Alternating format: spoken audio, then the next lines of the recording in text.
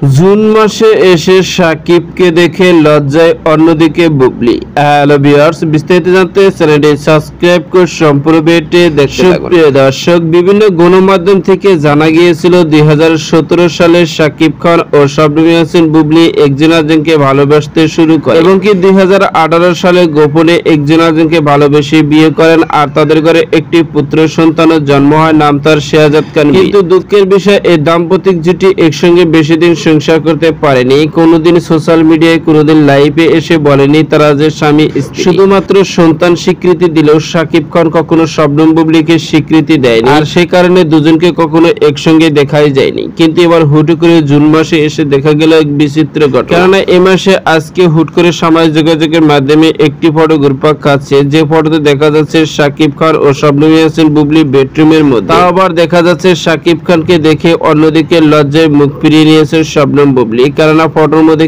স্পষ্ট বোঝা যাচ্ছে যে সাকিব খান শবনম বুবলির দিকে তাকিয়ে থাকলে শবনম বুবলি অন্যদিকে ঘুরে মুস্কি মুস্কি হাসছে, আর দেখে স্পষ্ট বোঝা যাচ্ছে দুজনে অনেক রোমান্টিক মুডে রয়েছে। এদিকে জানা গেছে সাকিব খান ও শবনম ইয়াসমিন বুবলি অনেকটাই নিকটবর্তী হয়েছে ছেলে বীরের কারণে একজন আরেকজনকে ভালোবাসতে শুরু করেছে নাকি, এমনটি শোনা যায় বিভিন্ন গণমাধ্যম থেকে। তো সুপ্রিয় দর্শক, ভিডিওটি আপনার কাছে ভালো লাগলে একটা লাইক দিন। নতুন ভিডিও আপডেট পেতে চ্যানেলটি সাবস্ক্রাইব করুন। অসংখ্য ধন্যবাদ পুরো ভিডিও উপভোগ করার জন্য।